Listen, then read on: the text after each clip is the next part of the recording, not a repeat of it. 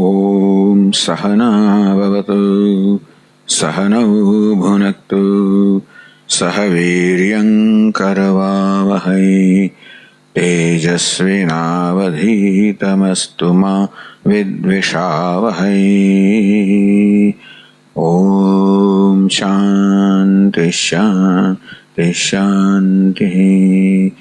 ॐ पूर्णमदः पूर्णमिदं पूर्णात् पूर्णमुदच्यते पूर्णस्य पूर्णमादाय पूर्णमेवावशिष्यते। ॐ शान्ति शान्ति शान्तिः। ॐ आप्यायन्तु ममाङ्गानि वाक्प्राणश्चक्षुश्रोत्रमथो बलमिन्द्रियाणि च सर्वाणि सर्वं ब्रह्म उपनिषदं माहं ब्रह्म निराकुर्याम् मा ब्रह्म निराकरोत्। अनिराकरणमस्त्वनिराकरणं मे अस्तु। तदात्मनि निरतेय उपनिषत्सु धर्मास्ते मयि सन्तु ते मयि सन्तु। ॐ शान्ति शान्ति शान्तिः।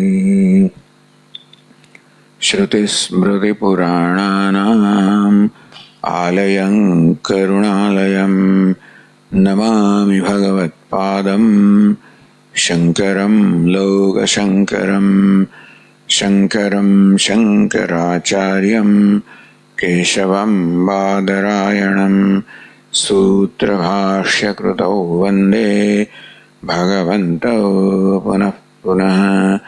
ईश्वरो गुरुरात्मेति मूर्तिभेदविभागिने व्योमवद्व्याप्तदेहाय दक्षिणामूर्तये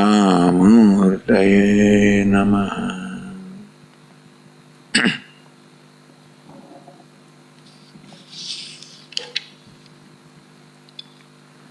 ब्रह्म देवेभ्य विजिज्ञे ત્યારથી શરૂ થવાનો જે ગ્રંથ છે પેલા ભાષ્યકારે એ ગ્રંથનું તાત્પર્ય સમજાવ્યું. પહેલું કહ્યું બ્રહ્મણ દુર્વિજ્ઞેયતા ઉક્તિ. તો આ ગ્રંથ બતાવે છે કે બ્રહ્મ અત્યંત દુર્વિજ્ઞેય છે, અર્થાત જાણવું અત્યંત કઠિન છે. અને તેથી તદ્વિજ્ઞાને કથમનું નામ યત્નવધિકમ કુર્યાદિતિ. જેથી એ માટે અત્યંત અધિક યજ્ઞ સાધક કરવો જોઈએ, કારણ કે એ જાણવું અત્યંત કઠિન છે. એવી બ્રહ્મની દુર્વિજ્ઞેયતા બતાવી છે આ આખ્યાયિકામાં. એક વસ્તુ સમાદ્યર્થો વા આમનાય અભિમાન શાતનાત. કારણ કે समाधि साधरहितस्य अभिमान राग द्वेषादियुक्तस्य ब्रह्म विज्ञाने सामर्थ्य नास्ति. ये शम दम वगैरह साधन रहित છે અને અહંકાર રાગ દ્વેષ વગેરે ધરાવનાર છે એવી વ્યક્તિ વડે બ્રહ્મ વિજ્ઞાનમાં બ્રહ્મનું જાણવાનું સામર્થ્ય નથી. માટે વ્યાવૃત્ત બાહ્ય મિથ્યા પ્રત્યય ગ્રાહ્યત્વાદ બ્રહ્મણ. તો જ બ્રહ્મનું ગ્રહણ થઈ શકે, તો જ બ્રહ્મનું જ્ઞાન થઈ શકે જ્યારે આ જિજ્ઞાસુનું મન બહારના બધા મિથ્ય પ્રત્યયથી નિવૃત્ત થઈ ગયું હોય, એટલે કે અંતર્મુખ બન્યું હોય, ઉપરત થયું હોય, શમદમાદી સંપત્તિ ધરાવતો હોય. અને માટે એ પ્રકારે અવશમાદી સંપત્તિનું વિધાન કરવા માટે આ આખ્યાયિકા છે. કેમ કહું છું? કારણ કે અજ્ઞાદીનામ જયાભિમાનમ શાતયતિ. પહેલા પરમાત્માએ અગ્નિ વગેરે દેવતાઓનું વિજયનું અભિમાન છે શાંત કર્યું, દૂર કર્યું. તતસ્ય બ્રહ્મ વિજ્ઞાનમ દર્શાય. ત્યાર પછી બ્રહ્મનો ઉપદેશ કરવામાં આવ્યો. એટલે કે એ રીતે આ અભિમાનથી રાગદ્વેષથી મન મુક્ત હોય તો જ આ જ્ઞાન થઈ શકે. અથવા સગુણ ઉપાસનાર્થો વા અથવા ગ્રંથ છે એ પરમાત્મા એ જ બ્રહ્મ, એ બ્રહ્મની ઉપાસના માટે. કહેવાનો ભાવ એ છે કે બ્રહ્મના જ્ઞાન પહેલા બ્રહ્મ સાથે આપણું મન બરોબર ટ્યુનઅપ થયું હોવું જોઈએ. એટલે કે મનને બ્રહ્મ સાથે બરોબર સુમેળ જન્મ્યો હોવો જોઈએ. એ માટે ઉપાસના છે. ઉપાસના એટલે કે એ જ બ્રહ્મનું ધ્યાન. પણ બ્રહ્મ જે છે નિર્વિશેષ છે, ધ્યાનનો વિષય ન બની શકે. માટે એ નિર્વિશેષ બ્રહ્મ પર જ વિશેષતાઓનો આરોપ કરીને એનું જ ધ્યાન થાય છે. કે સવિશેષ બ્રહ્મ જુદું હોય ને એનું ધ્યાન કરીએ એટલે જુદા કોઈ તત્વનું ધ્યાન થાય છે એવું નથી. આમ પહેલા ધ્યાન ત્યારે થાય જ્યારે વિશેષણ હોય, ગુણો હોય, માટે સગુણ બ્રહ્મ એટલે ગુણ સહિતનું બ્રહ્મ. બ્રહ્મ પર આ માયા દ્વારા ગુણનો અધ્યારોપ કરવામાં આવે એ જ બ્રહ્મ ધ્યાનનો વિષય બને. બ્રહ્મ સાથે એ રીતે લગભગ ઐક્ય પ્રાપ્ત થાય અને પછી એ બ્રહ્મ પ્રત્યેગાત્મતયા જ્ઞાનનો વિષય બની શકે. માટે ઉપાસનાનું વિધાન કરવા માટે પણ આખ્યાયિકા છે એમ કહી શકાય. એવું એટલા માટે કરવાની અપોદિતત્વાત, કારણ કે નિર્વિશેષ બ્રહ્મના ઉપદેશ દરમિયાન બધી ઉપાસનાનો નિષેધ કરવામાં આવ્યો હતો, કારણ કે ઉપાસ્યત્વ ન હોવું જોઈએ. બ્રહ્મને પ્રત્યેગાત્મતયા જાણવા માટે આ મનમાં દ્વૈત છે, દ્વૈતનો તો નિષેધ થવો જોઈએ, દ્વૈતનો બાદ થવો જોઈએ ને. એટલે મનમાં ઉપાસનાનો ખ્યાલ હોય તો સૂક્ષ્મ અર્થમાં પણ કે સૂક્ષ્મ રીતે પણ દ્વૈત જળવાઈ રહેતું હોય છે. માટે ત્યાં ઉપાસનાનો નિષેધ કરવામાં આવે. એવી સૂક્ષ્મ બહિર્મુખતાથી પણ મનને મુક્ત કરવો. ઉપાસના છે મનને બધી સ્થૂળ બહિર્મુખતાથી મુક્ત કરે. આમ સંસારના વિષયની અંદર જે ભ્રમણ કરનારું મન છે એને ત્યાંથી લાવીને ઈશ્વરમાં સ્થાપિત કરવું એ ભક્તિનો કે ઉપાસનાનું પ્રયોજન છે. એટલે ભક્તિપૂર્વક ભગવાનનું ધ્યાન કરવું, માનસ પૂજા કરવી અને ઉપાસના, એથી મન બધા બાહ્ય વિષયથી મુક્ત થાય. અને ત્યાર પછી એ સૂક્ષ્મ દ્વૈતમાંથી પણ મુક્ત કરવું એને, એટલે એ જ્ઞાનનો વિષય બને. આવું 3 પ્રકારનું તાત્પર્ય કહ્યું. પછી આગળ ભાષ્યકારે કહ્યું કે બ્રહ્મ દેવેભ્ય વિજિજ્ઞે. બ્રહ્મ એ બ્રહ્મ એટલે કયું બ્રહ્મ? બ્રહ્મ એથી પરહ, ટૂંકમાં બ્રહ્મ શબ્દથી પરમાત્મા, પારમાર્થિક તત્વ જે છે એ જ એનું અહીંયા આગળ નિર્દેશ થાય છે. કેમ? લિંગાત, એ પ્રકારના લિંગ છે કે સર્વશક્તિમાન પરમાત્મા. બ્રહ્મ એટલે નિર્વિશેષ બ્રહ્મ નહીં, પરંતુ સર્વવિશેષતા, સર્વશક્તિ ધરાવનાર, સર્વજ્ઞ, સર્વશક્તિમાન પરમાત્મા છે. એ સગુણ બ્રહ્મ એ બ્રહ્મ શબ્દનો અર્થ છે. અન્યત્ર પરાદીશ્વરા નિત્ય સર્વજ્ઞાત પરભૂય જ્ઞાદીન તૃણમ વજ્રીકર્તુમ સામર્થ્યમસ્તિ. નિતર પરમાત્મા સિવાય ઈશ્વર છે, નિત્ય સર્વજ્ઞ છે, સર્વશક્તિમાન છે.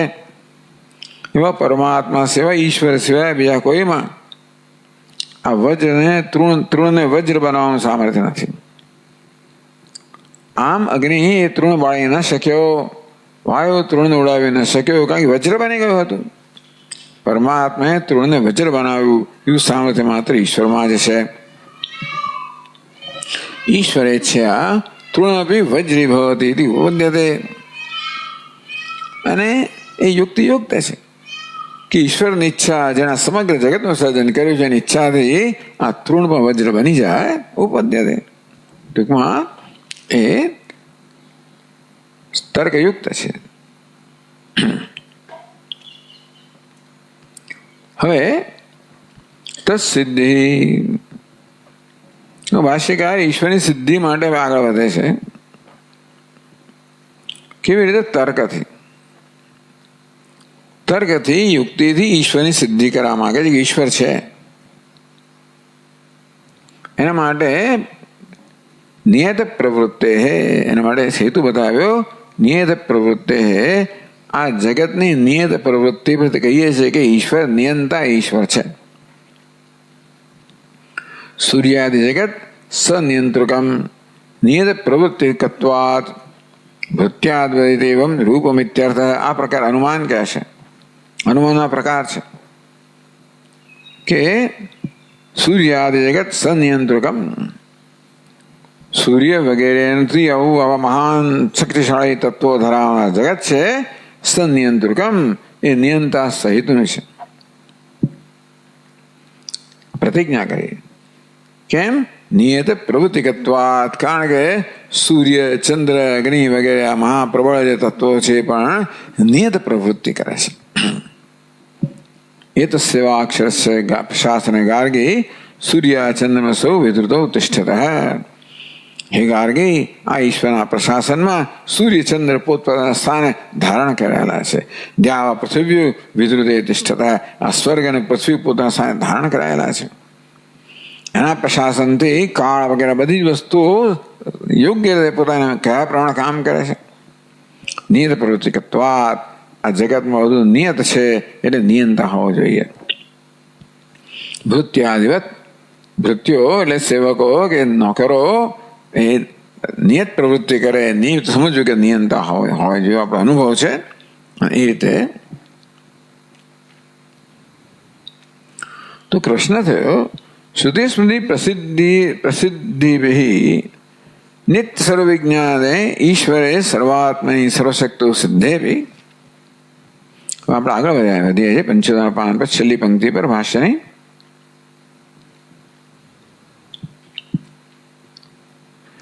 એટલે આનંદગીરીએ પૂછ્યું, નાનું શ્રુત્યાદિ ઈશ્વરે સિદ્ધે. ઈશ્વર છે એ તો શ્રુતિ વગેરે સિદ્ધ થયેલું એ પ્રમાણ છે. કિમિતિ જગત નિયત પ્રવૃત્તિ લિંગ અનુમાન સૂત્રિતમ તત્સિદ્ધિ જગત નિયત પ્રવૃત્તિ. આ વાક્ય કહ્યું ને એ સૂત્ર છે. અનુમાનમાં આવી ગયું. કેમ? નિયત પ્રવૃત્તિ હેતુ આવી ગયો એટલે અનુમાન આવી ગયો. તો આવી રીતે નિયત પ્રવૃત્તિ લિંગકમ કે જગતમાં લિંગ શું છે? નિયત પ્રવૃત્તિ. જેમ ધૂમ લિંગ છે પરથી આપણે અજ્ઞ અનુમાન કરીએ તેવી રીતે આ નિયત પ્રવૃત્તિ લિંગ છે તે પરથી આપણે નિયંતાનું અનુમાન કરીએ. એવી જરૂર શું પડી? અનુમાન દ્વારા ઈશ્વરને સિદ્ધ કરવાની જરૂર કેમ પડી? જ્યારે શ્રુતિ સ્મૃતિ પુરાણમાં સિદ્ધ થયેલા છે ઈશ્વર. તો કહે છે શ્રુતિ સ્મૃતિ પ્રસિદ્ધિ નિત્ય સર્વવિજ્ઞાન ઈશ્વરે સર્વાત્મની સિદ્ધે ભી સર્વશક્તો સિદ્ધે ભી. વાત સાચી છે. શ્રુતિ સ્મૃતિ પ્રસિદ્ધિ ભી. શ્રુતિમાં સ્મૃતિમાં પ્રસિદ્ધ હમણાં વાક્ય કહ્યું ને એ તો સેવા અક્ષર છે પ્રશાસન કાર્ય આ બધું શ્રુતિ છે. નિત્ય સર્વજ્ઞ સર્વવિજ્ઞાન ઈશ્વરે. ઈશ્વર સર્વ છે. સર્વવિજ્ઞાન અર્થાત સર્વજ્ઞ છે, નિત્ય છે, સર્વજ્ઞ છે, સર્વાત્મા છે, સર્વશક્તિમાન છે. ઈશ્વર સર્વજ્ઞ છે, સર્વશક્તિમાન છે, સર્વવ્યાપી છે. સર્વાત્મા સર્વવ્યાપી છે. જગતનું અભિન્ન નિમિત્ત ઉપાદાન કારણ છે. આ બધું તો શાસ્ત્રથી એટલે કે શ્રુતિ શ્રુતિથી સિદ્ધ થયેલું જ છે.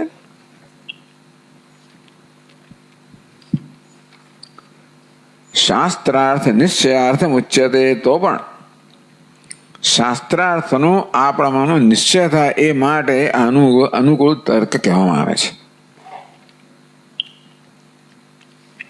આનંદગીરી સમજાવે છે 75 પાનમાં છેલ્લી પંક્તિમાં યાવત તર્કેણ સંભવ ન અનુગૃહ્યતે ન અનુભાવ્યતે. પાદમત કહે છે જ્યાં સુધી તર્કથી સંભાવના ભલે શ્રુતિ કહેતી હોય, શ્રુતિ પ્રમાણ છે એટલે પણ એ આ શબ્દ પ્રમાણ છે ને તો શબ્દનું તાત્પર્ય આપણે સમજવું જોઈએ. બુદ્ધિમાં સમજાય છે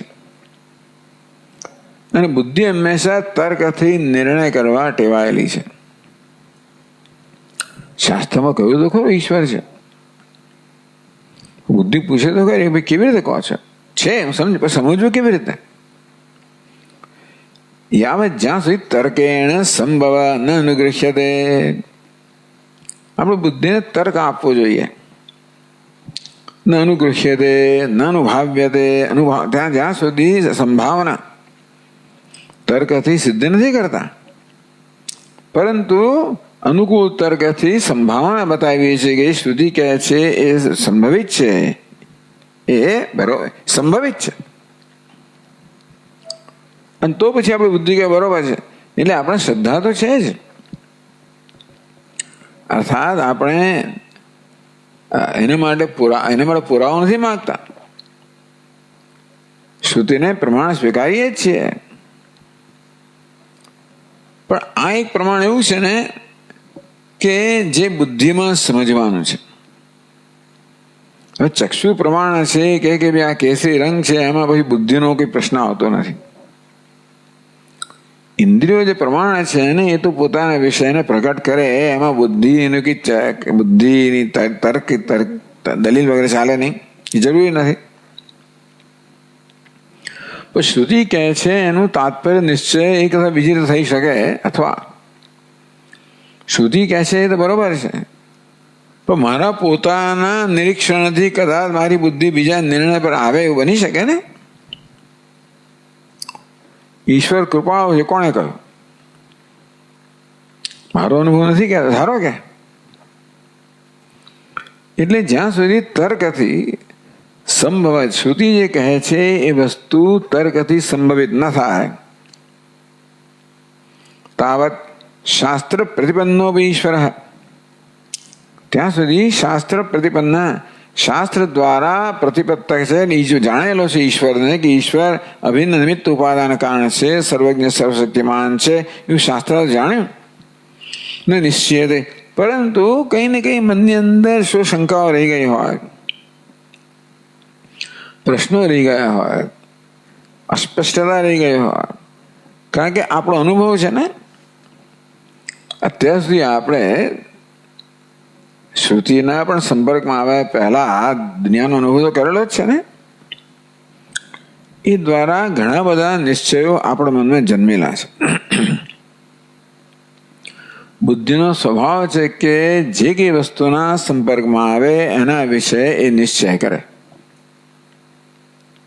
એનો સ્વભાવ છે. સૌથી પહેલા પોતાના સંપર્કમાં આવે છે, તેથી જીવ વિશે નિર્ણય છે કે હું કોણ છું, કેવો છું. જગતના સંપર્કમાં આવે, જગત વિશે પણ નિશ્ચય જન્મે, અને ઈશ્વર વિશે, એટલે આપણામાં નિશ્ચય છે. હવે આ વસ્ત્ર કેવું છે, એ કેસરી છે, એના વિશે કોઈ નિશ્ચય નથી, એના બાદ અનધિગતમ. પણ જીવ જગત ઈશ્વર એવી વસ્તુઓ છે જેના વિશે મારા મનમાં નિશ્ચય છે અને ખોટા નિશ્ચયો છે. મારા મનમાં થયેલો નિશ્ચય હું ત્યારે છોડી શકું જ્યારે મને લાગે કે મારો નિશ્ચય ખોટો છે, તો જ છોડી શકું ને. એટલે માત્ર શ્રુતિમાં શ્રદ્ધા હોય પર્યાપ્ત નથી કે હું સ્વીકારી લઉં, ધારો કે તોય પણ જ્યાં સુધી બુદ્ધિમાં પેલો નિશ્ચય રહી ગયો છે, એ નિશ્ચય શ્રુતિ કહે છે એને કદાચ જુદો હોય તો એ નિશ્ચય ન જાય મારા મનમાંથી. અને જ્યારે કંઈક એવી તકલીફ પડે જે શ્રુતિ કે, જ્યારે પ્રશ્ન જન્મે કે શ્રુતિ તો આવું કહે છે પણ આ તો આવું છે, ત્યારે શ્રુતિ કહે છે ને એના વિશે વળી પ્રશ્ન જન્મે. એટલે મારી બુદ્ધિની અંદર સમાધાન થઈ ગયું હોવું જોઈએ કે શ્રુતિ કહે છે એ જ બરોબર છે, અત્યાર સુધી માનતો હતો એ બરોબર નથી, અને શાસ્ત્ર કહે છે એ બરોબર છે. એટલે કે આમ તો અત્યાર સુધી મારામાં જે માન્યતા છે એ પણ કોઈને કોઈ પ્રકારના તર્કથી જ જન્મેલી છે. બુદ્ધિની અંદર જે બધા નિર્ણયો છે ને, દરેક વસ્તુ વિશે નિર્ણય છે, એ દરેક નિર્ણય પાછળ બુદ્ધિમાં કોઈને કોઈ પ્રકારનો તર્કથી જ બુદ્ધિ નિર્ણય પાડે, ખોટો ખરો ગમે એવો તર્ક હોય. એટલે હવે બુદ્ધિને સાચો તર્ક આપણે આપીએ અને બુદ્ધિ જોઈ કે ભાઈ જે સમજથી હું આ નિશ્ચય પર આવેલો એ સમજ ખોટી છે, તો જ પોતાની સમજ બદલે. એટલે બુદ્ધિને સાચી સમજ આપવી પડે. આ બુદ્ધિ આ તર્ક દ્વારા સમજવા ટેવાયેલી છે. તર્ક દ્વારા જ એણે બધી વસ્તુ વિશે નિર્ણય કરેલા છે. જે કે પોતાનામાં તર્કની ક્ષમતા હોય તે, અને ખબર પણ નહીં હોય કે ભાઈ કયા પ્રકારનો તર્ક અમે વાપર્યો છે, પણ બુદ્ધિ કોઈ પ્રકારના પણ નિર્ણય પર આવી હોય એ પોતાની સમજથી, જે સમજ પોતાના તર્ક પર રચાયેલી છે. બુદ્ધિને સાચો તર્ક આપવામાં આવે અને બુદ્ધિને સમજ પડે કે ભાઈ જે તર્કથી હું નિર્ણય પર આવેલો એ તર્ક બરોબર નથી, તો બુદ્ધિ સમજ બદલે. તો શાસ્ત્ર જે કહે છે એના વિશે નિશ્ચય જન્મે કે બરોબર છે. નહીતર મારી શ્રદ્ધાને કારણે શાસ્ત્ર કહે છે હું સ્વીકારું તો ખરો, પણ અંદર ખૂણે એક જગ્યાએ મનની અંદર કઈ પ્રશ્ન રહ્યા કરે કે સ્વામી કહે છે તો ખરા બરોબર ભાઈ, પણ તો એ શું? ઘણું કહ્યું છે ને આપણને, ભાઈ સત્યમ વદ ધર્મમ ચર, સાચું બધું બરોબર છે, શ્રદ્ધા પર સ્વીકારીએ છીએ, પણ સાચું બોલવાથી શું લાભ છે? અથવા સાચું બોલવાથી જે લાભ છે એ ખોટું બોલવાથી થતા લાભ કરતા વધારે છે, એવી મારી સમજ આવે ને, તો પૂજ્ય સ્વામી વાત, ઇટ બીકમ્સ એન અસિમ્યુલેટેડ વેલ્યુ. માત્ર મૂલ્ય હોય પર્યાપ્ત નથી, એ મૂલ્ય પોતાનું મૂલ્ય બનવું જોઈએ, પચાવેલું હોવું જોઈએ. એટલે ઈશ્વર છે એ આપણે સ્વીકારીએ છીએ, આપણે અભ્યાસ ના કરીએ, પણ આપણું મૂલ્ય બનવું જોઈએ, આપણી સમજ બનવી જોઈએ, માત્ર શ્રુતિની સમજ ના હોવી જોઈએ. સાચું બોલવું જોઈએ માત્ર માતા પિતાની, શિક્ષકોની, વડીલોની, શાસ્ત્રની સમજ હોય એ હું સ્વીકારું છું, પણ મારી સમજ બને ત્યારે તાકડે કામ લાગે, નહીં તો પછી છોડી દે. અંદર સંઘર્ષ જન્મે ને ત્યારે આ બધું કહેલું છૂટી જાય. એટલે સમજ આપણી સમજ બનવી જોઈએ. શાસ્ત્રીની સમજ જે છે ને એ આપણી સમજ બને એ માટે આપણને અનુકૂળ તર્ક આપે છે. શેના માટે? આપણે કોઈક આપણા પોતાના વ્યક્તિગત તર્કથી કે નિર્ણય પર આવ્યા હોય, એ તર્ક છે એમાં જે દોષ રહેલો છે આપણે જોઈ શકીએ, અને હવે આપણે સાચી સમજ પર આવીએ. નહીતર શાસ્ત્ર પ્રતિપન્ન ઈશ્વરો ન નિશ્ચયતે, તો ઈશ્વર વિશે નિશ્ચય ના થાય. હવે આપણે જેમ શાસ્ત્ર અભ્યાસ કરીને નિશ્ચય પર આવ્યા કે ઈશ્વર છે, તો મીમાંસકો મોટા વૈદિક લોકો એ પણ એ શાસ્ત્રનો અભ્યાસ કરેલો જ છે ને, તો એ લોકો ઈશ્વર નથી. મીમાંસકો વૈદિકો છે છતાં પણ એ શું કહે છે? ઈશ્વર જગત સર્જન, ઈશ્વરનું સર્જન નથી, કર્મનું સર્જન છે. તો ઈશ્વર વિશે આ બધા વાક્યોને શું કહો? અર્થવાદત્વ શંકા પ્રતિબંધાત. આ તો કે હવે ઘણા વખત કહીએ છે ને આપણે, એ તો કે તેમ શાસ્ત્ર તો કે કેમ કહે છે? અર્થવાદ છે. અર્થવાદ એટલે શું? માત્ર એનું ધ્યાન કરવા માટે એની સ્તુતિ કરવામાં આવે છે. તું બ્રહ્મ છે તારી સ્તુતિ કરવા માટે વગેરે, જેથી તું બરાબર કર્મ કરી શકે, ધ્યાન બરાબર કરી શકે. આ ઈશ્વર વિશેના બધા વાક્યો છે એને એ મીમાંસકો અર્થવાદ તરીકે ઘટાવે છે, અને એથી એમનો નિર્ણય દ્રઢ સ્થિર જ રહે છે કે ઈશ્વર નથી. કોઈ ઈશ્વર? જગતનું સર્જન કરનાર ઈશ્વર નથી. એને જ આપણે ઈશ્વર કહીએ. એ તો વા એમાની ભૂતાની જાયંતે, જેમાંથી આ જગત જન્મે છે, જેના સ્થિતિ છે વગેરે, અભિન્ન નિમિત્ત ઉપાદાન કારણ છે. અર્થવાદત્વ શંકા પ્રતિબંધાદ. પહેલી પાદમાં કહે છે 77 પાન પર, ઈશ્વર વિષયમ શાસ્ત્રમ કર્મ એવ ઈશ્વરત્વેન સ્તૌતેતિ શંકા ઇત્યર્થ. તો ઈશ્વર વિશે જે કહેવામાં આવ્યું છે ને એ તો સ્તુતિ છે. કોની છે? કર્મની સ્તુતિ છે. કર્મ જ ઈશ્વર છે. એ પ્રકારે કર્મની સ્તુતિ માટેનું શાસ્ત્ર છે, મારે અર્થવાદ છે. તેથી અર્થવાદને આપણે એ સ્વતઃ પ્રમાણ નથી. ટૂંકમાં અર્થવાદ જે છે ને એને અન્ય એ છે ને મળે કોઈ વિધિ માટે છે, કરવા માટે છે. એટલે આવી શંકા જન્મે. અતઃ શાસ્ત્રાર્થસ્ય ઈશ્વરસ્ય નિશ્ચયાય, શાસ્ત્રમાં ઈશ્વર વિશે જે પ્રકારનો નિશ્ચય થયેલો છે એવા નિશ્ચય માટે ઈશ્વર સર્વજ્ઞ છે, સર્વશક્તિમાન છે, સર્વવ્યાપી છે, સર્વાત્મા છે, એવા ઈશ્વરની ઉપાસના, એવો નિશ્ચય આપણામાં જન્મે કે ઈશ્વર આવો છે. કેવું? શાસ્ત્રાર્થસ્ય, આ શાસ્ત્રનું તાત્પર્ય પ્રયોજન છે. ઈશ્વરનું આ પ્રકારે નિરૂપણ કરવાનું આ શાસ્ત્રનું પ્રયોજન છે. નિયમાય, પછી બીજો યજ્ઞ અયમેવ શાસ્ત્ર થઈ. નિયમાય તો કે ઈશ્વર સર્વજ્ઞ સર્વશક્તિમાન છે એવું અહીં કહે છે, પણ અહીં તો બીજું કંઈક કહે છે પાછળ. ટૂંકમાં નિયમા એટલે આ જે શાસ્ત્રનો નિશ્ચય છે. બીજો નહીં ભાઈ, ઘણા ચેમ્પિયન કે ભાઈ આ ઉપનિષદ આમ કે પેલું કે પેલું પેલા કે, એટલે બધા શાસ્ત્રો ઈશ્વર મને જુદું કહે છે. એવું પણ ઈશ્વર છે ખરો, પણ આવો જે છે એ પ્રકારનો નિશ્ચય તો જન્મવો છે ઈશ્વર છે એ વિશે, પણ આ જ શાસ્ત્રનું તાત્પર્ય છે.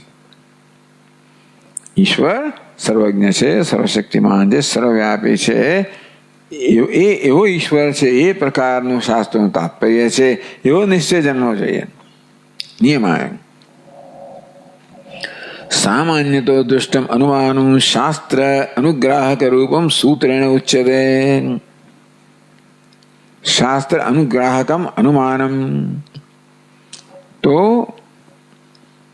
શાસ્ત્રને અર્થને સમજવા માટે અનુકૂળ જે છે, જે ચોથી પાદનો જ છે. શાસ્ત્ર અનુગ્રાહક રૂપમથી શાસ્ત્રોક્તાર્થ સંભાવક રૂપમ. ટૂંકમાં શાસ્ત્ર જે કહે છે ને એ બરોબર લાગે છે ભાઈ. આ બુદ્ધને શાસ્ત્ર કહે છે એ બરોબર લાગે છે, ઇટ મેક સેન્સ અંગ્રેજીમાં કહે. એ રીતે શાસ્ત્રોક્ત અર્થ સંભાવક રૂપમ, શાસ્ત્રમાં જે અર્થ કહેવામાં આવ્યો છે, ઈશ્વરનું નિરૂપણ કરવામાં આવ્યું છે. સંભાવકમ, એવી સંભાવના આપણો જન્માવે એ પ્રકારનું અનુમાન, અને શાસ્ત્ર અનુગ્રાહક રૂપ અનુમાન કહે. અનુકૂળ તર્ક કહો, પણ શાસ્ત્રને અનુકૂળ તર્ક. હવે કેવું અનુમાન છે? સામાન્ય તો દૃષ્ટમ અનુમાનમ. આ તો ટેકનિકલ વસ્તુ છે. તો 3 પાર્ટ નોટમાં કહે છે સામાન્ય તો દૃષ્ટમ અનુમાનમ. એથી જો સામાન્યત કૈવલ્ય પરિહારેણ ઉભય વિશિષ્ટતયા દૃષ્ટત્વાત સામાન્ય તો દૃષ્ટમિતિ અન્વય વ્યતિરેકી ઇતિ અન્વય ઉચ્યતે. ఇది તાર્કિક રક્ષા ટીકાકૃત. તાર્કિક રક્ષા ગ્રંથના ટીકા કરનારે સમજાવ્યું છે કે અન્વય વ્યતિરેક જે બંને હોય ને એને સામાન્ય તો દૃષ્ટ અનુમાન કહ્યું.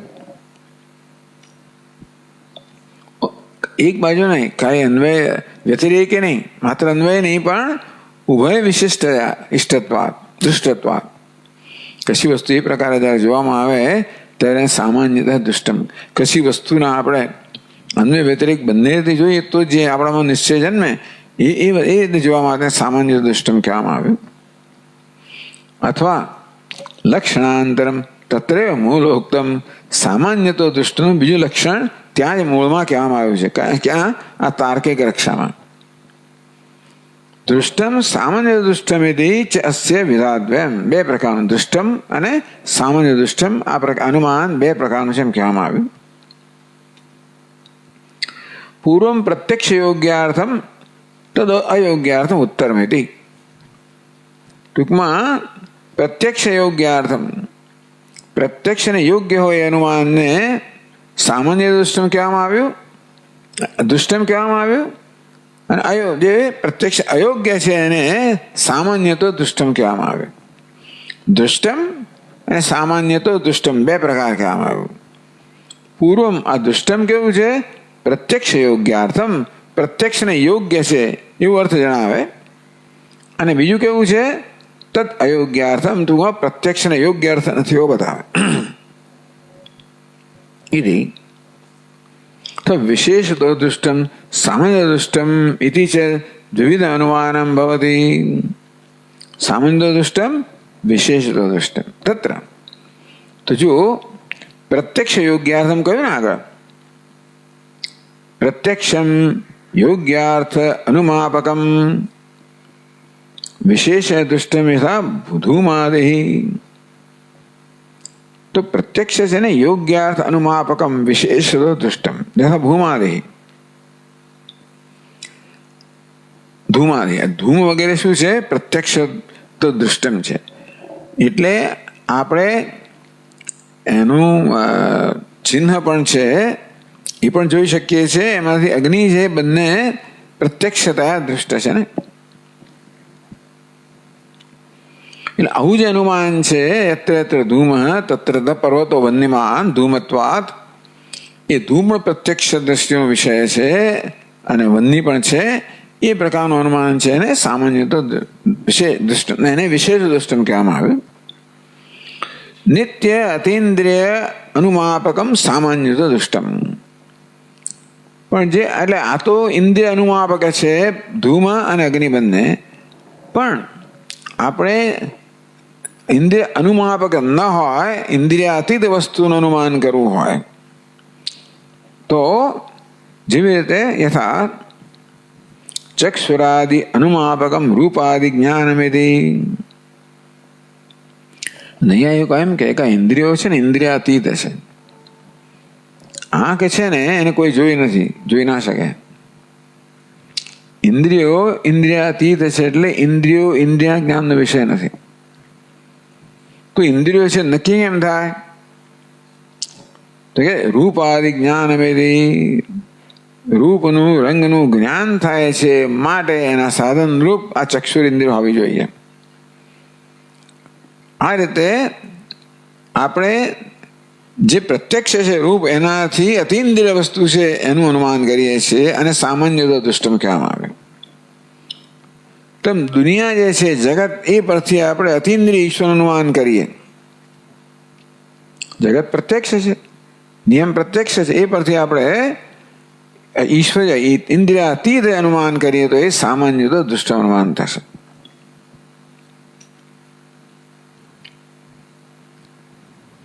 તો એ રીતે હવે પાછો આનંદ ગયો સામાન્ય અનુમાનમ શાસ્ત્ર ગ્રાહક રૂપમ સૂત્રેણ ઉચ્ચતે. એટલે સૂત્રથી આ પ્રકારના અનુમાનનો અહીંયા આગળ નિર્દેશ કરવામાં આવ્યો છે.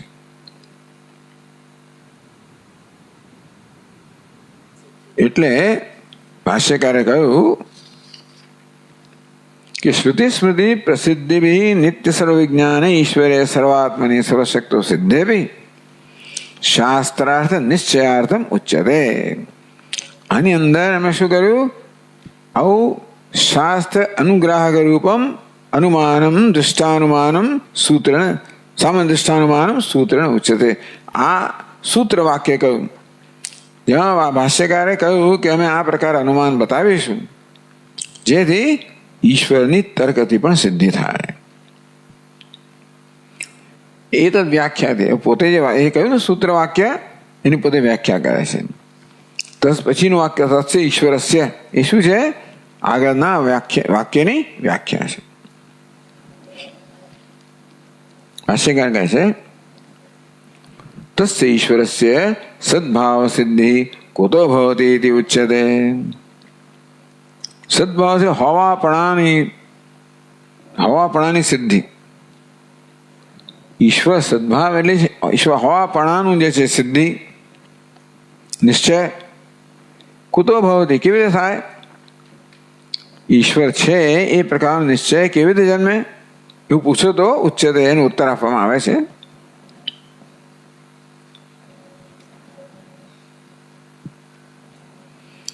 તો કહે છે ભાષ્યકાર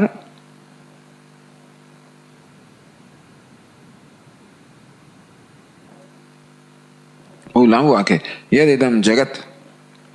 તો પહેલા આપણે જે પ્રત્યક્ષ અનુભવી છે શું છે? ઇદમ જગત કેવું જગત છે? દેવ ગંધર્વ યક્ષ રક્ષ પિતૃપિશાચાદિ લક્ષણમ. આ જગતમાં કોણ છે? દેવતાઓ, ગંધર્વ, યક્ષ, રાક્ષસો, પિતૃઓ, પિશાચ વગેરે. લક્ષણમ જગત.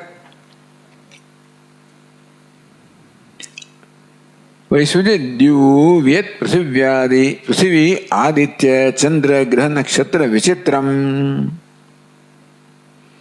કેવું છે? વૈવિધ્યપૂર્ણ જગત છે. વિચિત્ર કે વૈવિધ્યપૂર્ણ છે, આશ્ચર્યચકિત આશ્ચર્યમય જગત પણ છે.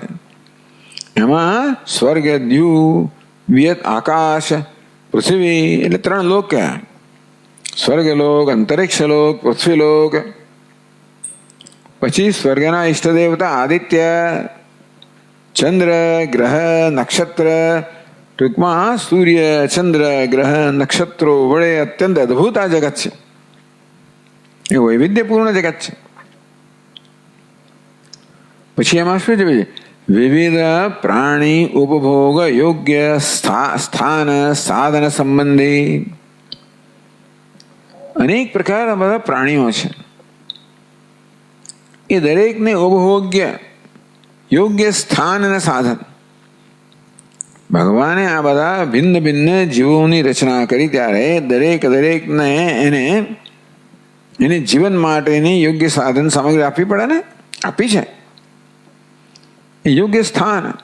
કેટલા સ્થાન રચેલા છે? 14 ભુવન રચેલા છે. એમાં ભિન્ન રાક્ષસો એક જગ્યાએ રહેતા હોય, પિતૃ બીજી જગ્યાએ રહેતા હોય, પિશાચ ત્યાં રહેતા હોય, દેવતા ત્યાં રહેતા હોય.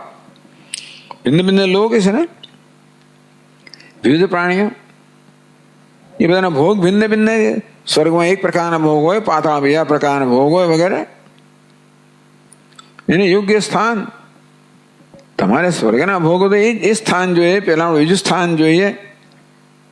સાધન, પેલા ભોગ મળે અમુક પ્રકારનું ઉપાધિ જોઈએ, બીજી ઉપાધિ જોઈએ, ત્રીજી ઉપાધિ જોઈએ, બરોબર ને. કેટલા બધા પ્રકારના ભગવાને ખાદ્ય પદાર્થો બનાવ્યા, ભોગ્ય પદાર્થો બનાવ્યા, કેટલી ઉપાધિઓ બનાવી. કૂતરા, બિલા, મનુષ્ય, એ દરેકની જુદી જુદી વસ્તુ હોય. એની રીત ભોગવવાની રીત જુદી હોય, પદાર્થો જુદા હોય, સ્થાન જુદું હોય. ઉંદર કે દરમાં જતો હોય એટલે ટૂંકમાં કોઈ ગુફામાં જતો હોય, દરમાં જતો હોય, ક્યાં ક્યાં જઈને શું શું કરતું હોય બધું. આ બધું બનાવ્યું છે ને. વિવિધ પ્રાણી ઉપભોગ યોગ્ય સ્થાન સાધન સંબંધી.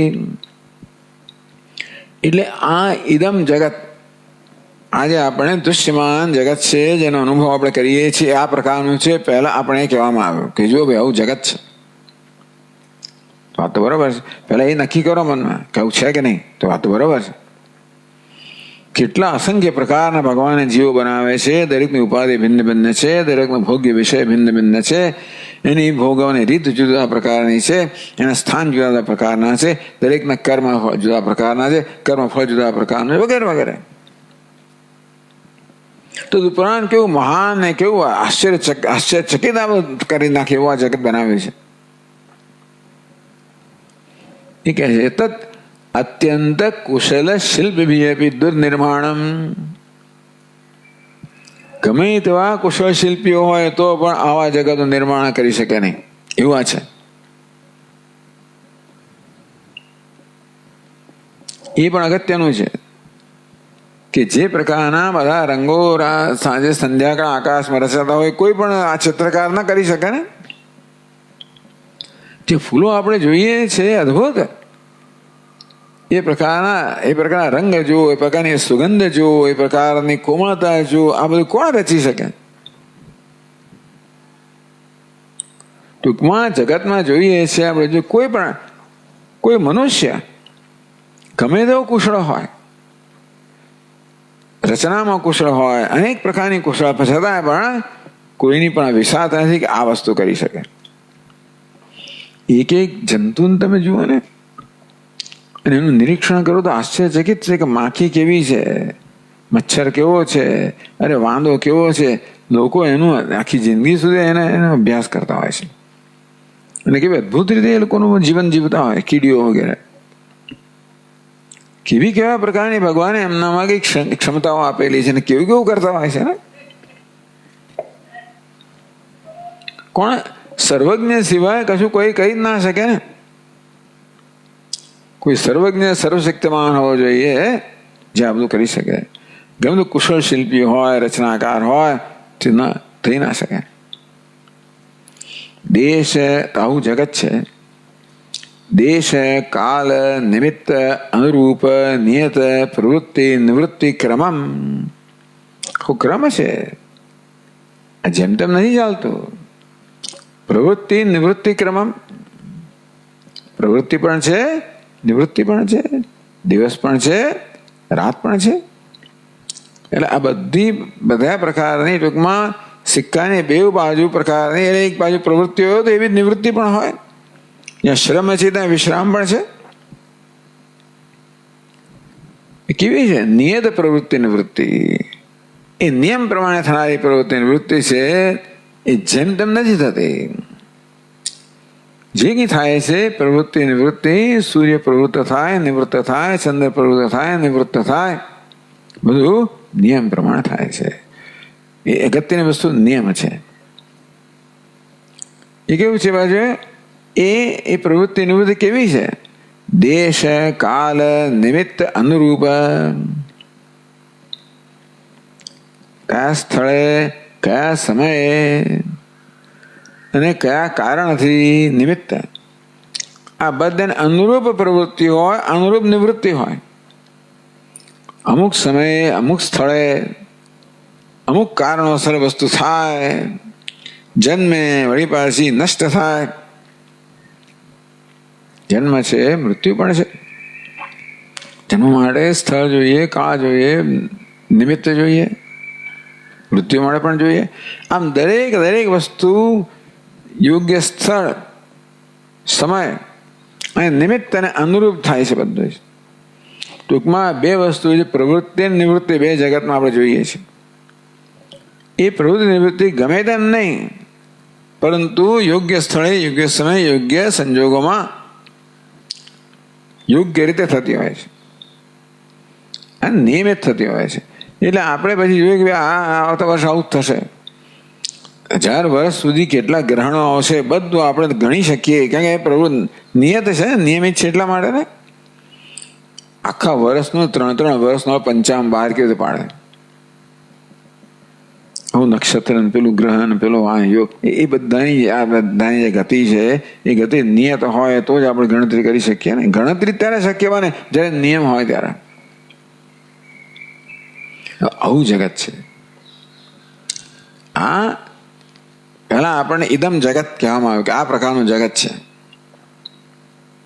હવે એતદ ભોક્તૃ કર્મ વિભાગજ્ઞ પ્રયત્નપૂર્વકમ ભવિતુમર્હતિ.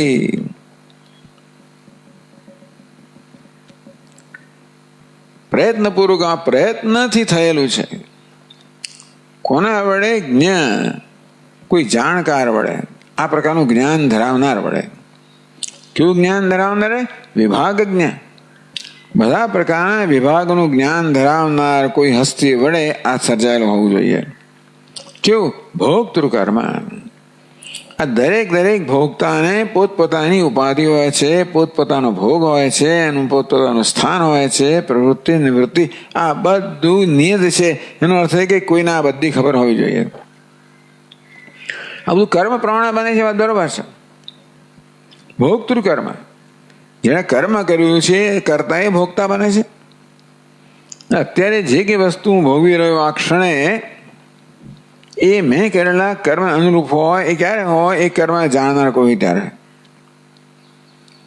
તો કર્મ જે થયેલું હોય એ બધાની નોંધ લેનાર હોય. ક્રતૌ સુપ્તે જાગ્રત ત્વંસી પરિવાર. ભગવાનને કહે છે ને, હે શિવજી, કર્મ તો જાણે પૂરું થઈ ગયું, તો એ ત્વંસી જાગ્રત, તું જાગ્રત છે. અને તેથી કર્મ થયું એની નોંધ બધી લેવાતી હોય. કેટલું મોટું કમ્પ્યુટર હશે ભગવાન જાણે. અને હમણાં તો અત્યારે શું, આ તો અનાદિકાળથી ચાલે છે. કેટલા જીવો આવ્યા ને કેટલા છે ને કેટલા આવશે ને કયા કર્મ ક્યારે કર્યું, કયા સંજોગોમાં કર્યું, એનું ફળ ક્યારે મળવું જોઈએ, કેવું મળવું જોઈએ, કેવી ઉપાધિ ક્યારે કેવી રીતે મળવી જોઈએ ને કેવો ભોગ હોવો જોઈએ, બધી વસ્તુનો કોઈક જાણકાર હોવો જોઈએ ને તોય આવું થાય ને. નહીં તો નિયમ ના હોય. મેં કરેલા કર્મફળ બીજાને મળે ને બીજાને ત્રીજાને મળે એવું થઈ જાય. હિન્દુસ્તાનમાં ધારો કે બેંક વાળો એકનો એકાઉન્ટ બીજામાં પૈસા આમાં ગયા પેલા પેલામાં ગયા, જાત જાતું થતું હોય છે. ટૂંકમાં નાના પેલો છેતરપિંડી કે બધું જાત જાતું થતું હોય, કેટલા સ્કેમ થતા અને શું શું થતું હોય. કોઈ આવું કુદરતમાં આવું ના ચાલે. કોઈ છેતરપિંડી ના ચાલે, કોઈ સ્કેમ ના ચાલે, કશું ના ચાલે. બધું વ્યવસ્થિત છે, નિયત છે, કર્મ પ્રમાણે છે. કર્મનું ફળ ક્યારે મળે? જ્યારે કર્મને જાણનાર કોઈ હોવું જોઈએ. જેણે કર્મ કર્યું એને જ કર્મફળ મળવું જોઈએ. એટલે ભોગતૃ કર્મ વિભાગજ્ઞ, ભોગતૃ જે અત્યારે ભોગવી રહ્યો છે એ જે કર્મનું ફળ છે એને જે કર્મ કર્મનો વિભાગ જાણતો હોવો જોઈએ. એને અને પ્રયત્નપૂર્વક એમને ના બનાય. ટૂંકમાં એવું નથી કે જાતે થઈ ગયો. આ જગતને રચનાર કોઈ છે, કોઈ બુદ્ધિશાળી છે, કોઈ ચેતન છે. પેલા કહે છે કર્મથી જ રચાઈ ગયો. વૈજ્ઞાનિકો પણ એમ માને. જે આ ઉત્ક્રાંતિનો આખો સિદ્ધાંત જેવો છે કે સિલેક્શન, એટલે આપોઆપ જ સિલેક્શન થઈ રહ્યું છે. પ્રકૃતિ સિલેક્ટ કરે છે ને એ પ્રકારે થઈ રહ્યું છે. પ્રકૃતિમાં જ એવું સિલેક્ટ કરવાની, પસંદગી કરવાની એવી ક્ષમતા છે. અચેતનમાં કેવી રીતે હોય? ચેતન જ હોવું જોઈએ. ચેતનના જ્ઞાન અને પ્રયત્ન અને ઈચ્છા, આ ત્રણ વસ્તુ હોવી જોઈએ.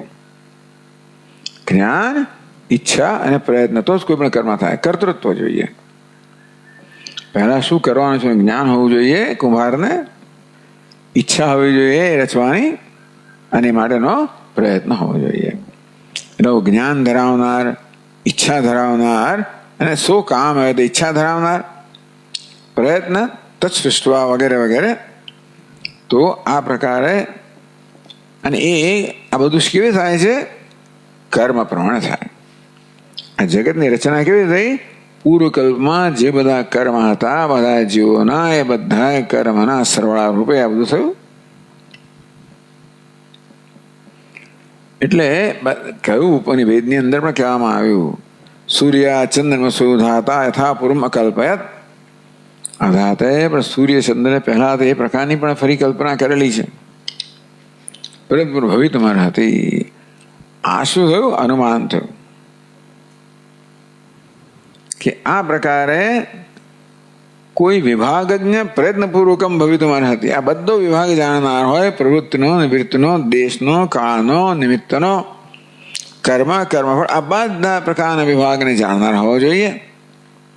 અને એ જ્ઞાનને અનુરૂપ પ્રયત્ન થયો હોવો જોઈએ. તો જ આ પ્રકારનું જગત રચાઈ શકે. ટૂંકમાં જગત રચાય, આ રચના છે.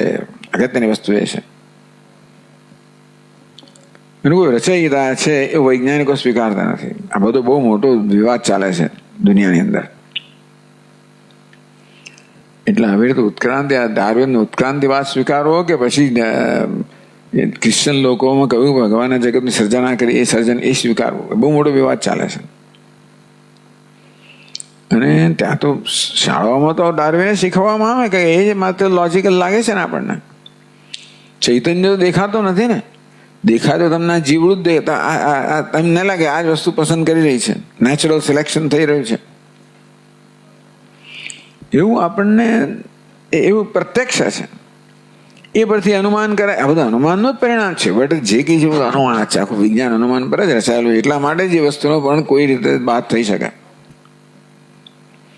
પણ જે બધું નિરીક્ષણ થયું છે ને ડાર્વિને પછી બધા વૈજ્ઞાનિકો કર્યું, એ પરથી એ લોકોએ કહ્યું કે આ નેચરલ સિલેક્શન છે.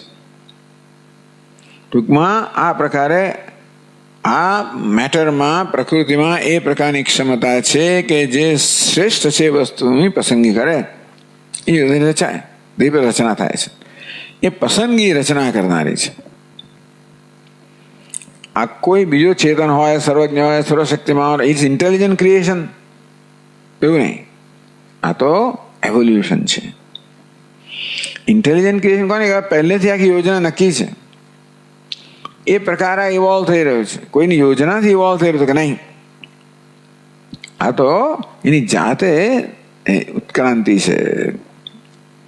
ઉત્ક્રાંતિની પાછળ, જગતના સર્જન પાછળ કોઈ ચેતન તત્વ હોય, કોઈ બુદ્ધિમાન તત્વ હોય એવું ઈશ્વરને વૈજ્ઞાનિકો સ્વીકારતા નથી, કારણ કે એને સ્વીકાર્યા એક સામાન્ય એવો છે કે એને સ્વીકાર્યા વગર તમે સમજાવી શકતા હોય તો એને સ્વીકારવાની જરૂર નથી. આગળ મીમાંસાની પણ એ જાતને દલીલ આવશે કે કર્મથી બધું સમજાવી શકાતું હોય તો ઈશ્વરની ક્યાં જરૂર આવી? તે ઉત્ક્રાંતિથી સમજાવી શકાતો હોય તો ઈશ્વરની જરૂર જ ક્યાં છે? એમે પણ ઈશ્વર તો કોઈ જોયો તો છે નહીં. સર્જન થતું કોઈ જોયું તમે કહો છો એ તો જોયું તો છે, તમે શાસ્ત્ર કહે તો સમજ્યા મારા, પણ જોયું તો કોઈ છે નહીં. જોઈ શકે એમ નથી. સર્વજ્ઞ સર્વ કોઈ જોઈ ના શકે. એટલા માટે જે આ પ્રત્યક્ષ દેખાય છે એ પરથી અનુમાન થાય છે સામાન્યતા દૃષ્ટમ. જે સામે દેખાય છે અનુમાન થાય છે એ જ વધારે વિશ્વસનીય છે. એટલે આ રીતે આ બધી બહુ વિવાદો ચાલે છે ઈશ્વર માટે પહેલા દિવસથી ચાલે છે દુનિયાની અંદર. એટલે અહીં કહેવામાં આવ્યું કે આ નિયત પ્રવૃત્તિ બતાવે છે કે કોઈ નિયંતા હોવો જોઈએ. એ નિયંતા કેવો હોવો જોઈએ? એ નિયમ જે કરે છે અને નિયત પ્રવૃત્તિ છે એ બધું કોઈ વ્યવસ્થિત છે અને તેથી કર્મ પ્રમાણે છે. એટલે કર્મના વિભાગ જે જાણતો હોવો જોઈએ, કયા કર્મનું કયું ફળ ક્યારે કોને મળવું જોઈએ બધો વિભાગ જાણતો હોય એવા વળી ત્યાં રચાયું હોય. એની તો ચેતન જ હોય અને સર્વજ્ઞ જ હોવું જોઈએ, કારણ કે એક કર્મનું કયું ફળ આવે ને એ નિશ્ચય કરવા માટે તમારે સર્વજ્ઞ હોવું જોઈએ. કશું કર્મ થઈ રહ્યું હોય ને ત્યારે એમાં આખું જગત સંકળાયેલું હોય છે. બધા જ વેરિયેબલ્સ તમે લેવા જાઓ ને, જો ખરેખર તો આપણે બધા પરિબળોનો સમાવેશ ન કરીએ કોઈ પણ ગણતરીમાં. મોટી મોટી વસ્તુ લઈએ આપણે, આપણું આ જે જ્યોતિષ શાસ્ત્ર છે એ મોટી મોટી વસ્તુ લે. એટલે ગ્રહો જ નજીકના છે મોટા મોટા, એની અસર જ મુખ્યત્વે થાય. પેલા નક્ષત્રો છે પછી તો જરા જરા અસર થાય, કોઈ એને પણ ધ્યાનમાં લેનારા છે, ગણતરી એટલેમાં લેનારા છે. એથી દૂરની વસ્તુઓ એની જે અસર હોય તો નહીવત હોય. એટલે એ કે બહુ ફેર ના પાડે ગણતરીમાં.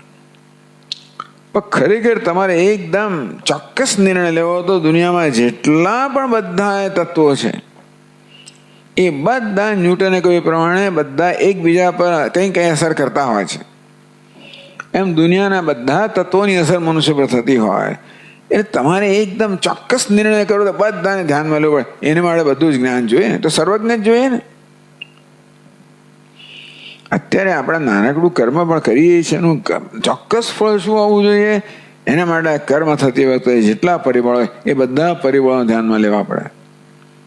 આપણે બે ચાર પરિબળો લઈએ, આપણે બોલીએ તમે સાંભળો છો વગેરે, પણ બોલાની પાસે શું શું આવ્યું, મારા જન્મથી માંડીને કેટલા જ ટૂંક જન્મ્યા ત્યારથી શું શું થયું, અત્યારે અહીંયા બેઠા છે એની પાસે કેટલા પરિબળો છે ખરું. એ બધું તમે ધ્યાનમાં લો એવું કોણ લઈ શકે? બધું જાણનાર લઈ શકે. એટલે કશી વસ્તુનો નિર્ણય કરવા માટે તમારે સર્વજ્ઞ જ હોવું જોઈએ. આપણે વિજ્ઞાન નિર્ણય કરે લગભગ લિમિટ ઇન્ફિનિટ, પછી તમે છેક તો પહોંચી જ ના શકો. એટલે કર્મ ભોક્તૃ કર્મ વિભાગજ્ઞ પ્રયત્નપૂર્વકમ ભવિતમર હતી.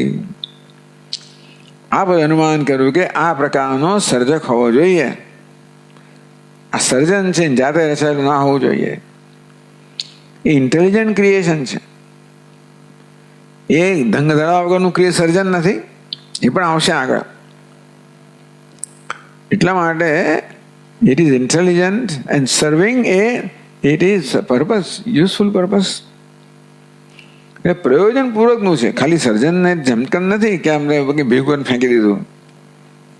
પેલું મોડર્ન આર્ટ શું છે કંઈક લખી તમને ધાબા નાખ્યા અને મોટી મોટી રચના થઈ ગઈ, એવું નહીં. એટલે આ વેદાંતની આ દલીલ છે કે ચેતન હોવો જોઈએ, સર્વજ્ઞ હોવો જોઈએ અને એના પ્રયત્નથી આ સર્જાયેલું હોવું જોઈએ. હવે એને માટે તો બહુ લાંબી ચર્ચાઓ કરી. જુઓ,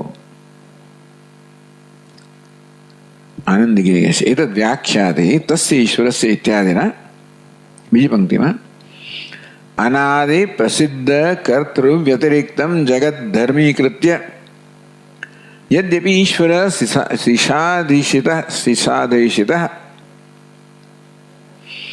માત્ર આટલું બધું તથાપિ જગત બહુની વિશેષણાની નર્યું જગત કહ્યું તો ચાલે આટલા વિશેષણો કેમ આપ્યા ઇદમ જગત કે દેવ ગંધર્વ યક્ષ અપિચા લક્ષણમ દયા દ્યુપ વેદ પૃથ્વી વિવિધ પ્રાણીઓ આ બધા કેટલા બધા વિશેષણો આપે જગતના નર્યું જગત કહ્યું તો ચાલે અનાદિ પ્રસિદ્ધ કર્તવ્ય વ્યતિરિક્તમ જગત ધર્મી કૃત્ય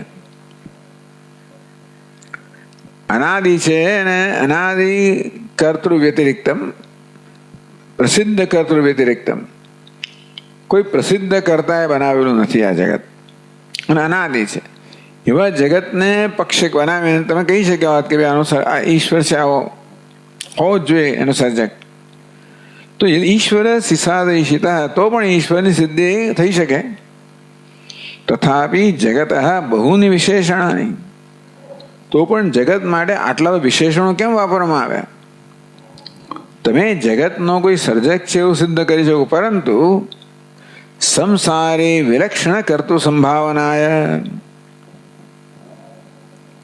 તમે જગત કશી વસ્તુનો સર્જક છે એવું અનુમાન પછી આપી શકો અનીશો વા કુર્યાદ અનીશ્વર કોઈ સંસારી છે એ શું આ જગત સર્જી શકે ભુવનજને કફ પરિકર કોઈ અનીશ એટલે સામાન્ય માણસ પાસે જગતનું સર્જન કરવા માટેની કઈ સાધન સામગ્રી છે એટલે આવું જગત રચવા માટે કોઈ સામાન્ય માણસ ન ચાલે એટલા માટે સંસારી વિલક્ષણ કરતું સંભાવના કોઈ સંસારી કરતા ના હોઈ શકે આવા જગતનો ઘડો બળો ઘટા વસ્ત્ર વગેરે હોય તો સંસારી કરતા હોય આ જગત આવું છે એટલા માટેની આ વિશેષતા બતાવી કે એનો સર્જન કરનાર કોઈ સંસારી એટલે સંસારી વિલક્ષણ કરતું સંભાવના કોઈ જીવાત્મા કોઈ અનીશ એ ન હોઈ શકે એટલે આ મહિન્દ્ર સ્તોત્રમાં આવી ચર્ચા કરવામાં કિમ કાય ટૂંકમાં જગતનો વળી રચનાર કોણ શા માટે એટલે આ નૈયાયિકો બધા અથવા બીજા નૈયાયિકો તો નહીં પણ પેલા બીજા નાસ્તિક લોકો આ ઈશ્વરનો પણ ઈશ્વર અસ્વીકાર કરે કિમ કાય એની પાસે શું ઈચ્છાથી કર્યું જગત માટે શું હાથ પગ હતા સર્જન કરવા માટે કયો ચાકડો હતો કઈ માટી હતી કયું સ્થાન હતું કઈ ઈચ્છા હતી શું પ્રયત્ન હતો વગેરે આવી બધી વસ્તુ આ બધા દલીલો કરે ખરા પછી તરત ઉત્તર આપવામાં આવે ને ત્યાં આગળ કે કિમિહ કિંકાય સખલ કિંવાય ત્રિભુવનમ કિમાધારો ધાતા સૂર્ય કિંવાદાનિધિ છે અતર્કૈશ્વરે ત્વયી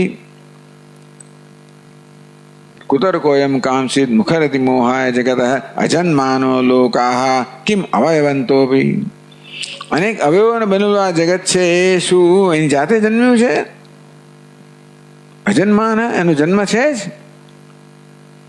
જન્મ હોય તો પછી અજન્માનો લોકા કિમ અવયવંતોપી જગતામ અધિષ્ઠાતારમ કિમ ભવિધિ અનાદૃત્ય ભવતિ આવું જગતની રચના હોય પેલા જગત રચના છે તો રચયિતા વગેરે રચના કેમ હોઈ શકે અનીશો વા કુર્યાદ ભુવનજનને કફ પરિકર એ રચનાર હોય તો કોઈ અનીશ એટલે આવું કોઈ જીવ તો ના જ હોઈ શકે ને એટલે પહેલા જગત રચના છે મળે રચયિતા છે રચયિતા છે કેવો હોવો જોઈએ કોઈ સર્વજ્ઞ જ હોવું જોઈએ આ પ્રકારે આવી દલીલો સામે કરવામાં આવે સંસારી વિલક્ષણ કરતું સંભાવનાય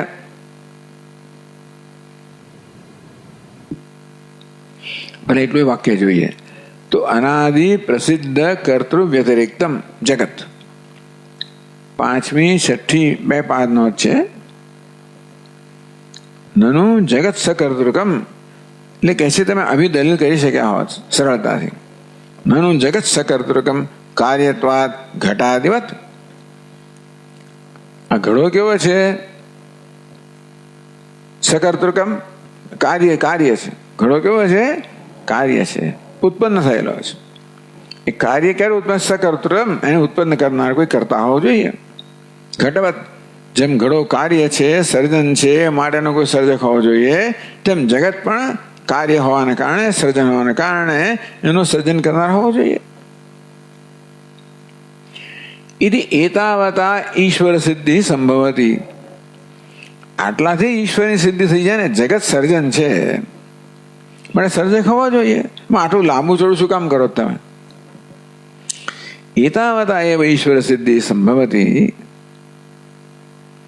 ન જે પૃથિવ્યાદિ જન્મ અપ્રસિદ્ધે તત્ર હેતુ સિદ્ધિ. એટલે પણ ન છે પૃથિવ્યાદિ જન્મ પ્રસિદ્ધે તત્ર હેતુ સિદ્ધિ સંખ્યા. પણ કોઈ કહે કોણે કહ્યું પૃથ્વીનો જન્મ વગેરે કોણે જોયો જ કોઈએ? ભાઈ ઘડાનો જન્મ જોયો છે એટલે ઘડો કાર્ય છે. આ જગત કાર્ય છે એવું નક્કી ક્યાંથી કર્યું? પૃથિવ્યાદિ જન્મ પ્રસિદ્ધે, પૃથ્વીનો જન્મ છે તો કોઈ જોયો નથી. મળે આ જગત સર્જન છે એ કેવું નક્કી થાય? એટલે તમારો હેતુ શું હેતુ છે? કાર્યત્વાત. જો અનુમાન શું હતું? જગત સકર્તૃકમ કાર્યત્વાત. ઘટાધિવત જગત સકર્તૃકમ પ્રતિજ્ઞા, કાર્યત્વાત હેતુ, ઘટાધિવત દૃષ્ટાંત. તો હેતુ શું છે? કાર્યત્વાત કે કાર્ય છે માટે. મેં જગત કાર્ય જેવું કોણે કહ્યું? હેતુ અસિદ્ધિ. પેલું કે કોણે કહ્યું કાર્ય છે? પૃથિવ્યાદિ જન્મ પ્રસિદ્ધ. પૃથ્વી વગેરેનો જન્મ કોઈ જોયો નથી અને માટે આ જન્મેલા છે એવું કોણ નક્કી કરે? અંદરથી કાર્ય જગત કાર્ય છે એવું હેતુ તમે ક્યાંથી લાવ્યા? એ સિદ્ધ કરવું પડે કે જગત કાર્ય છે, પછી તમે એનો કરતા નક્કી કરો ને. હેતુ અસિદ્ધ ન શંક્યા એમ કહે છે. એવા કાર્યત્વ હેતુની અસિદ્ધિ એ તમારે શંકા ના કરવી જોઈએ. કેમ? ગુણ ક્રિયાદિમત્વેન ભંગાદિ વિકાર દર્શનેન વાસ અવયવત્વેન વા કાર્યત અનુમાનાત. ગુણ ક્રિયાદિમત્વેન, જો આ ગુણ અને ક્રિયા હંમેશા કોઈ દ્રવ્ય પર જ આધારિત હોય. ગુણ હોય, જગત કેવું છે? ગુણ ધરાવનારું છે, ક્રિયા ધરાવનારું છે. ભંગાદિ વિકાર દર્શનેન, એનો ભંગ થાય છે. જગતમાં સર્જન છે, પાલન છે, એનો લય સતત થઈ રહ્યો છે ને. વાસ અવયવત્વેન વા કાર્યત્વનુમાનાત. ટૂંકમાં એમાં વાસ એટલે ગંધ પણ કહે કે નિવાસ પણ છે. અવયવો હોવાને કારણે પણ આ જગત કાર્ય છે પહેલા અનુમાન તમારે બતાવવું પડે. કાર્યત્વાત હેતુ કયો ને, પહેલા એ કાર્ય એ સિદ્ધ કરવું પડે. તો આ એના હેતુ. કેમ? ગુણ ક્રિયાદિમત્વેન. આ જગત કેવું છે? ગુણ ક્રિયાદિમાન છે. જે ગુણ ધરાવનારું હોય, ક્રિયાદિ ધરાવનાર હોય, કાર્ય હોવું જોઈએ. જેમ કે આ ઘડો ગુણ ધરાવનાર, ક્રિયા ધરાવનાર છે. ભંગાદિ, ઘડો કેવો છે? તૂટી જાય છે. જગતમાં પણ આવો ભંગ વગેરે થાય છે. વાસ અવયવાદિ, ઘડો છે ને એમાં વાસ છે.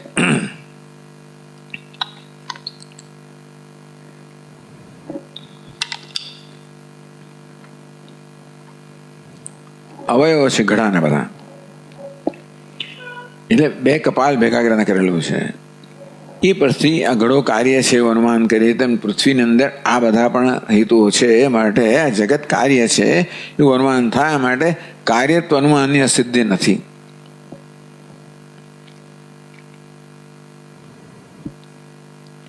પછી ન જ જીવ એવ કશ્ચિત કરતા સ્યાદ. પછી ચાલો કરતા તો ખરો, પણ કોઈ જીવ જ કરતા હોય તો કે નહીં. તથા ચ અર્થાંતરત્વમ તસ્ય પ્રસિદ્ધત્વાત સહી પ્રસિદ્ધતિ એવ કુલાલાદિ. હા, નથી જીવ. પછી એવું પણ તમે અનુમાન કરી શકો. તો અનુમાન આ સીધી સાદું છે. આ પ્રકારે અનુમાન કરી શકાવત કાર્યત્વાત સકર્તૃકમ જગત. ચલો કરતા તો છે, પરંતુ જીવ કેમ ના હોય? આપણે તો કે જીવ એવા કશ્ચિત કરતા સાત ન હોઈ શકે. કેમ? તથા ચ અર્થાંતરત્વમ તસ્ય પ્રસિદ્ધત્વાત. તો આવી જાતનું બનાવી શકે જીવ કોઈ પ્રસિદ્ધ છે નહીં. સહી પ્રસિદ્ધતિ એવ કુલાલાદિ.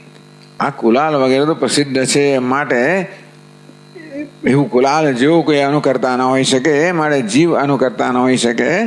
એટલે તમે આવું સીધી સાદી રીતે અનુમાનથી નિર્ણય પામી શક્યા હોત ઈશ્વર વિશે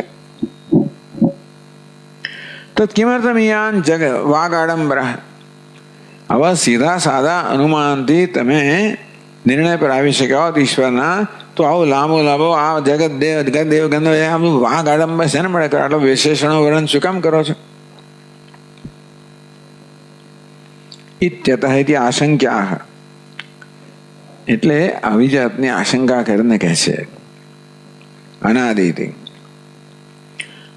તો કહ્યું ત્યાં આગળ અનાદિ પ્રસિદ્ધ કર્તૃ વ્યતિરિક્તમ જગત. અનાદિ વ્યતિરિક્તમ એટલે અનાદિ ભિન્નમ સાદિથી આવત. આ જગત કેવું છે? અનાદિ વ્યતિરિક્તમ, અનાદિથી અન્ય, અન્ય અનાદિ ભિન્ન એટલે સાદી. ટૂંકમાં આ જગત કેવું છે? આદિવાળું છે, એટલે સર્જન છે.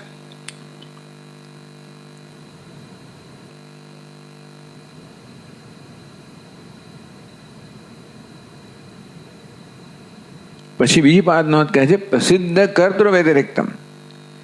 અપ્રસિદ્ધ ટૂંકમાં પ્રસિદ્ધ કર્તાઓ જે છે ને કુલાલ જેવા, એવા કુલાલ એવા કર્તાઓ વડે આ જગત સિદ્ધ થયેલું નથી. માટે એ પણ બતાવવું પડે કે પ્રસિદ્ધ કર્તૃ વ્યતિરિક્તમ આ જગત છે. તમે એટલું પુરવાર કરો કે જગત સકર્તૃકમ છે, એનું કરતા હોવો જોઈએ, પર્યાપ્ત નથી કે આ પ્રસિદ્ધ આ કુલાલ જેવો કોઈ જીવનો કરતા ના હોઈ શકે.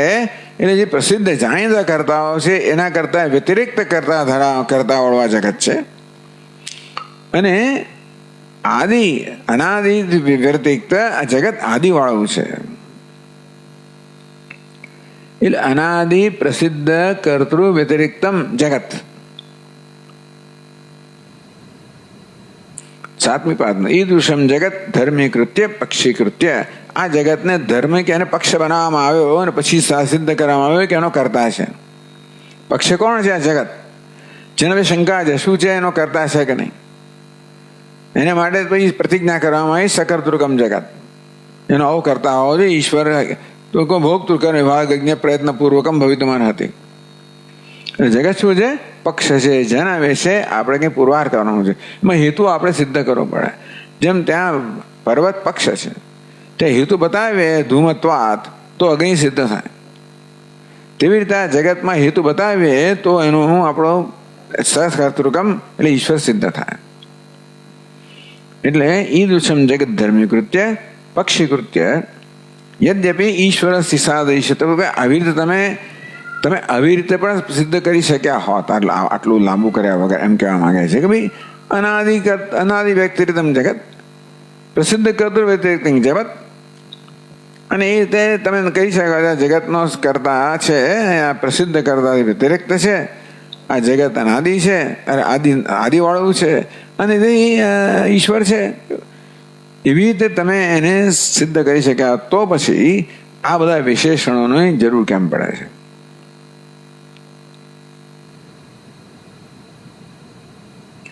એટલે એને ઉત્તર આપે છે તથાપિ જગત બહુની વિશેષણાની. આ પ્રશ્ન કર્યો કે આવા સીધા સાદા અનુમાનથી આ જગતનો કરતા છે, ઈશ્વર છે એવું સિદ્ધ કરી શકાયું હોત તો શા માટે તમે આટલા બધા વિશેષણો આપો છો જગતના? તેનો ઉત્તર આપે છે તથાપિ તો પણ, એટલે આવી જાતના અનુમાનથી સિદ્ધ કરે તો પણ જગત બહુની વિશેષણાની, આ જગતના આટલા બધા વિશેષણ કેમ આવે છે? સંસારી વિલક્ષણ કરતું સંભાવના. માત્ર કરતા પર્યાપ્ત નથી, પણ સંસારી વિલક્ષણ કરતા હોય એ માટે. જગત સકર્તૃકમ બરાબર છે, કાર્યત્વાત ઘટવત. કરતા કેવો છે તો કે ગમે તે કરતા હોઈ શકે, કરતા એટલે સંસારી વિલક્ષણ કરતા છે. અને એટલા માટે આ બધા વિશેષણો આપ્યા કે કોઈ સંસારી આ પ્રકારનું જગત ન સર્જે. એટલે કહ્યું કે અત્યંત કુશળ શિલ્પી બી આપી દૂધ નિર્માણ. એ શિલ્પી એટલે સંસારી કરતા એવા અનેક બધા હજાર તમે ભેગા કરો ને તોય પણ આ જગત અસંખ્ય એવા ભેગા કરો તો સર્વજ્ઞ ના બનાવાય. દરેક થોડી થોડી બુદ્ધિ ઉમેરે ને તો સર્વજ્ઞ ના થાય. થોડા સંખ્યા તો અનંત ના થાય. તથાપિ અજીવોપી ભોગાદિમત્તયા સંસારેવ ભવેત ઈશ્વરેતિ મા શંકી બહુની વિશેષણ ઇત્યર્થઃ. અજીવોપી, ઈશ્વર જીવો નથી, જીવ નથી. ભોગાદિમત્યા સંસારીઓ ઈશ્વર ચાલો ટૂંકમાં કોઈ જીવ હોય, કોઈ જીવે નથી. ચાલો ટૂંકમાં પ્રસિદ્ધ કરતો નથી, કોઈ જીવ નથી, તો પણ એ સંસારી તો હોઈ શકે. અજીવોપી ઈશ્વર. ચાલો ભાઈ, કોઈ જીવ વડ્યા છે એ તમે ટૂંકમાં તમારા અનુમાનથી એવું કહી શકો કે ભાઈ આ પ્રસિદ્ધ કર્તૃ વ્યતિરિક્તમ છે, તો જાણીતા કરતા વડે નથી, એટલે કોઈ જીવ નથી ઉત્પન્ન કર્યું, તો ઈશ્વર એ જીવ નથી. પણ તો એ ભોગાદિમત સંસાર, તો પણ એ સંસારી હોઈ શકે. એવું હિરણ્ય ગર્ભ જેવો હોઈ શકે, જે ભોગાદિમત એ ભોગ કરનારો હોય, અને તેથી ઈશ્વર ભલે હોય, જીવ નથી, તો પણ એ સંસારી હોઈ શકે. હિરણ્ય ગર્ભને પણ સંસારી માનવામાં આવે. ઇતિ મા શંકી ઇતિ બહુની વિશેષણાની ઇત્યર્થ. ટૂંકમાં એ જીવ નથી એટલું જ નહીં, પરંતુ અસંસારી છે એવું આ કરતા હોવો જોઈએ, એટલા માટે આ બધા વિશેષણ કહેવામાં આવ્યા. નહીં એવં વિધ કાર્ય કર્તૃત્વ સંસારીનું દુષ્ટમિતિ ના સૌ સંસારી ભાવ. ટૂંકમાં આ પ્રકારનું કાર્ય કરવું એ કોઈ સંસારીમાં જોવામાં આવતું નથી, અને માટે આ ઈશ્વર જીવ નથી એટલું નહીં, પણ સંસારી પણ નથી. પ્રશ્ન એ થયો ને કે ઈશ્વર જીવ નથી, અનિશ્વો વા કુર્યાત, કોઈ જીવ વડે આ જગત સર્જન ના થઈ શકે, બરોબર છે, પણ જીવ ના હોય તો સંસારી તો હોઈ શકે ને. સમજ પડી? જીવ ના હોય એ સંસારી હોય. ઈશ્વર ધારો કે જીવ નથી, પણ તો ભોગવનાર હોય તો એના માટે સંસારી હોઈ શકે. એટલે જીવ સિવાયનો તો કરતા તમે અનુમાન પરથી આવો, પણ સંસારી સિવાયનો કરતા એ પણ આપણે સિદ્ધ કરવું છે, માટે આ બધા વિશેષણો કયા. કોઈ સંસારી આ પ્રકારનું સર્જન ના કરી શકે. જીવ તો ના જ કરી શકે, સંસારી પણ ન કરી શકે. ને એવં વિધ કાર્ય કર્તૃત્વ સંસારનું દૃષ્ટમ, આ પ્રકારનું કાર્ય કરવું એ કોઈ સંસારી વડે જોવામાં આવતું નથી, એટલે આ ઈશ્વર સંસારી નથી એ પ્રકારનો ભાવ છે એની પાછળ. એટલા આ બધા વિશેષણોનો પ્રયોગ કરવામાં આવે. સંસારી વિલક્ષણ કરતો સંભાવનાય, એટલે કહ્યું તથાપી જગત આનંદગીરી તથાપી જગત બહુની વિશેષણાની સંસારી વિલક્ષણ કરતો સંભાવનાય. કે બીજા સરળ અનુમાન આ બધું કયા વગર પણ અનુમાનથી ઈશ્વર છે અને જીવ સિવાયનું ઈશ્વર જેવું તમે સિદ્ધ કરી શક્યા હોત, તો પણ આ બધા વિશેષણો કેમ વાપ્યા? એ જીવ તો નથી, પણ સંસારી પણ નથી, એ બતાવવા માટે આ બધા વિશેષણો પ્રયોગ કરવામાં આવ્યો કે આ જગત કેવું સકર્તૃ છે, કરતા વાળું છે, કેવું એનું કરતા જીવ નથી અને સંસારી પણ નથી, એવું એનું કરતા હોવો જોઈએ, એ પ્રકારે સિદ્ધ કરવા માટે. ઓમ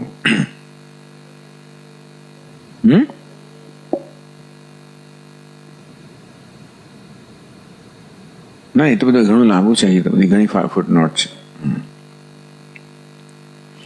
નૈયાયિકાસ્તુ વ્યાપ્યસ્ય પક્ષધર્મતા બલાદ વ્યાપક વિશેષ પક્ષધર્મ સિદ્ધતિ તત સ્વતંત્રમ અનુમાનમ ઈશ્વર નિશ્ચયકમ આહુ. એ પછી જોવું પડશે આપણે આગળ. ઓમ પૂર્ણમદ પૂર્ણમિદમ પૂર્ણાત પૂર્ણમુદચ્યતે પૂર્ણસ્ય પૂર્ણમાદાય પૂર્ણમેવાવશિષ્યતે. ઓમ શાંતિ શાંતિ શાંતિ. શંકરમ શંકરાચાર્યમ કેશવમ બાદરાયણમ સૂત્રભાષ્યકૃતૌ વંદે ભગવन्तौ પુનઃ પુનઃ. ઈશ્વરો ગુરુરાત્મેતિ મૂર્તિભેદ વિભાગિને વ્યોમવદ્વ્યાપ્તદેહાય દક્ષિણામૂર્તયે નમઃ. ઓમ શાંતિ શાંતિ શાંતિ. હરિ ઓમ. શ્રી ગુરુભ્યો નમઃ. હરિ ઓમ.